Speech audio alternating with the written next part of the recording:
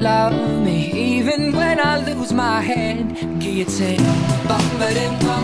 Hello everyone and welcome to Fandom Pop, the greatest channel on YouTube. My name is Soul, and today we're going to be talking about a little guy known as Jon Bellion and his animated series that he's making called Glory Sound Prep, which also is accompanied by an album. We're going to talk about all the information going into that series, and we're also going to be talking about how we can turn one of these little ticket voucher things with the barcode on the back.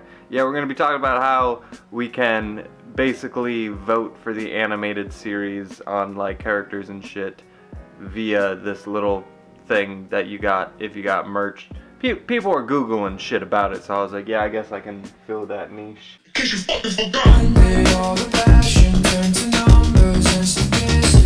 But first off, I wanted to say I've been following Jon Bellion since one of my YouTube buddies turned me on to him. That was around the time The Human Condition dropped. This is one of my favorite fucking albums. It's pretty goddamn great.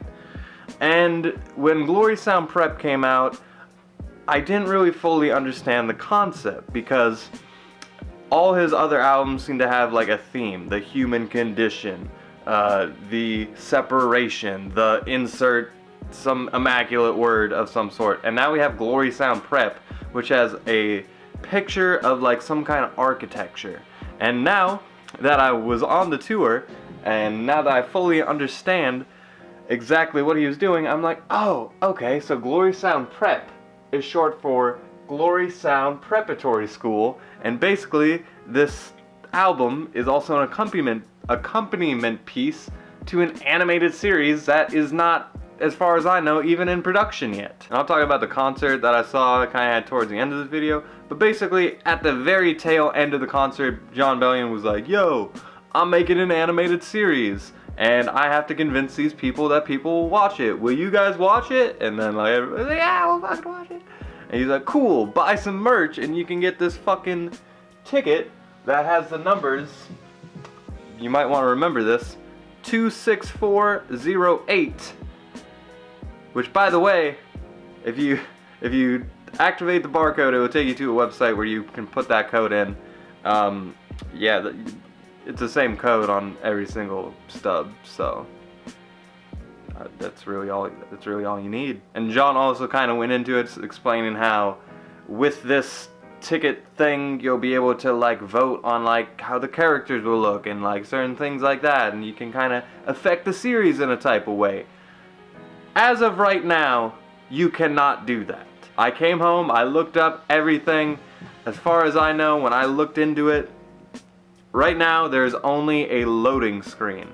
And I'll say it's a beautiful loading screen, but right now it just seems to be a picture of Jon in his little Pixar looking ass, and he's like looking at schematics and shit. It's supposed to be like symbolic of, oh, I'm gonna build the school here. I assume he's gonna be like the headmaster in the series or something like that. Again, there is not a whole lot of information about this series. The only thing that we know about is that he's working on it and that this album is going to be tied into it. So as of right now, if you have this ticket voucher thing and you're trying to get in and you're just looking at this picture, like, don't worry. Like, don't even worry about this right now, because all you're gonna get is a picture.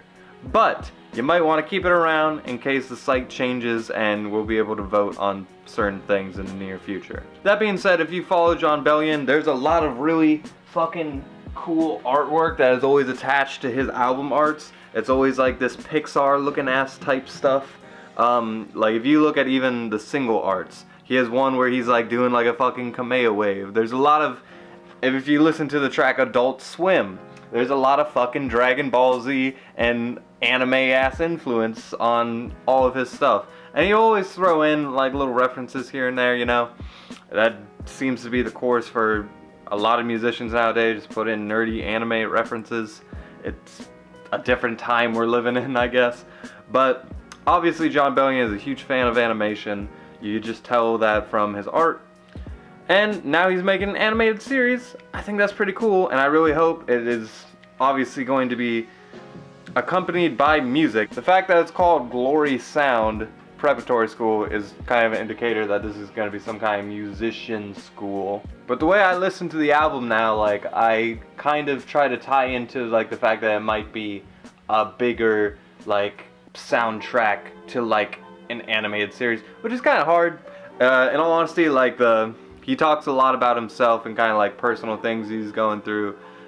Just kind of his status as a whole right now, which I'll do a review of the album probably eventually, but like just know it's a good album, but I don't really see how it ties into this other series as a whole yet.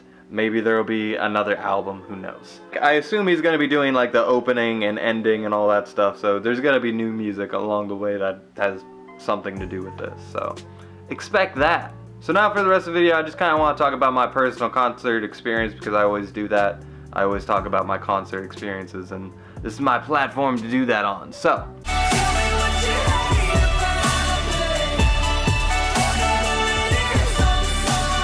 first off, I want to talk about the opening act. It is a group by the name of Lawrence. Jon Bellion basically signed these guys. They're a very like soulful brother and sister duo, I just want to say, and they also came out for like a song. Like, Jon Bellion seems to be really pushing these two.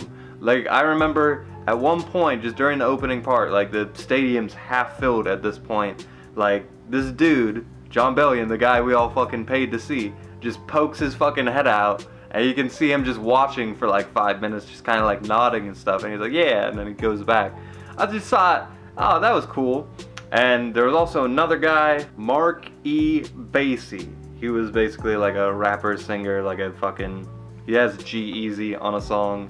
That'll kind of give you an example of the type of music he makes. Fuck G-Eazy, I'm sorry. So if anyone is interested in seeing this tour and don't know what to expect this album. He is only doing songs from this album, and he's almost doing them like in track order, which when I bought my ticket, that I know it's a Glory Sound Prep tour, but you expect the oldies. I think he had 2 old songs, and they were both off The Human Condition.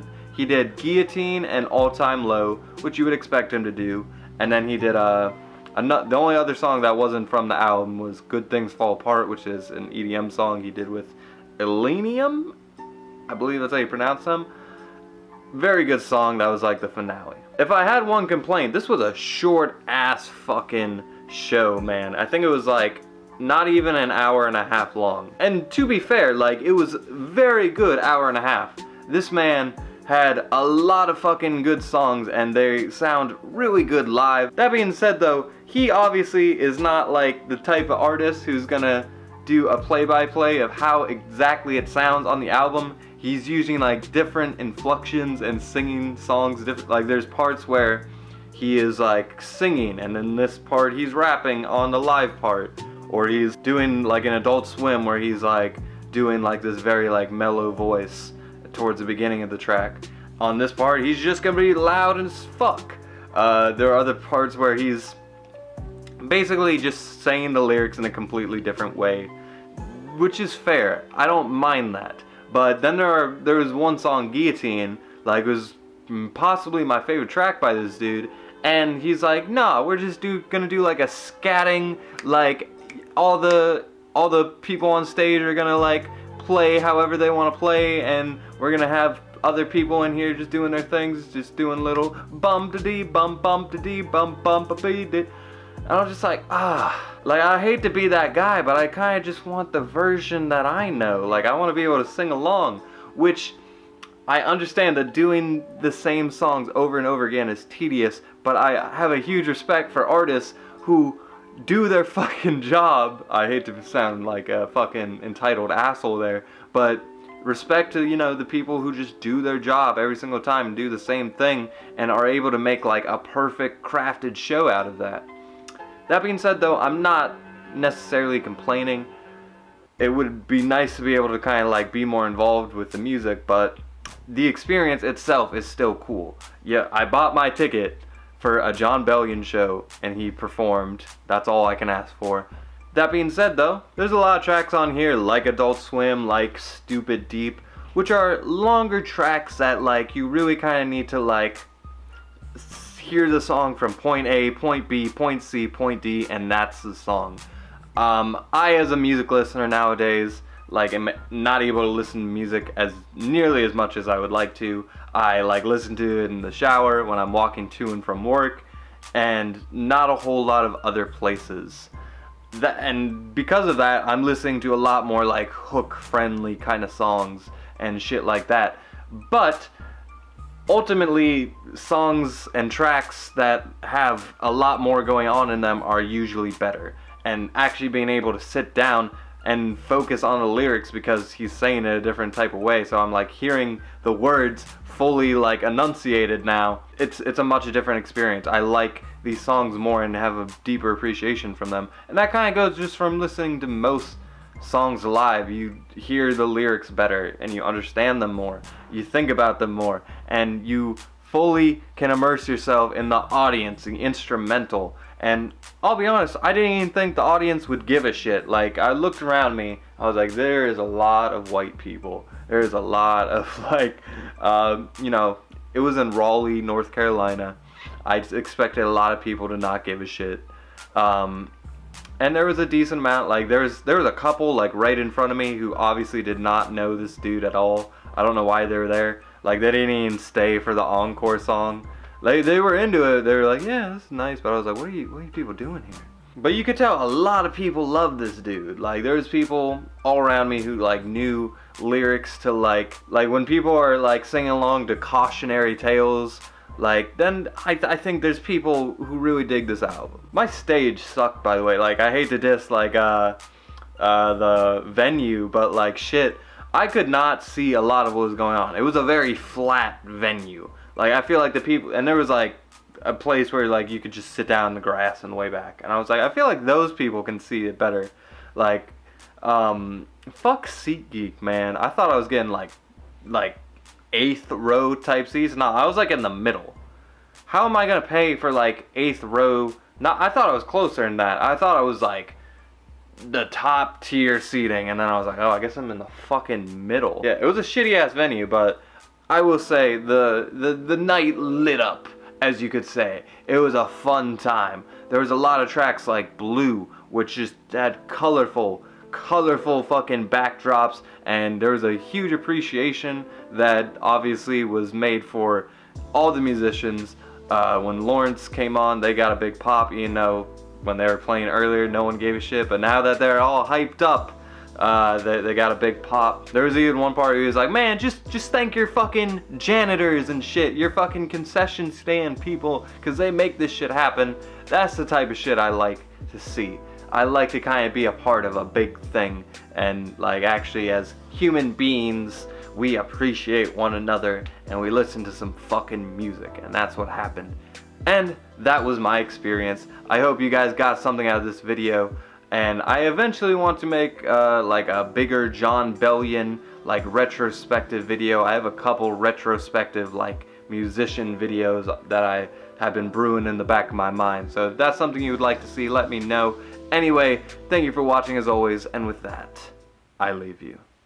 When you're running out of time, girl, I know it's okay. I guess you thought I never noticed that you were always lonely, and I would always hold you, so nobody could hurt you.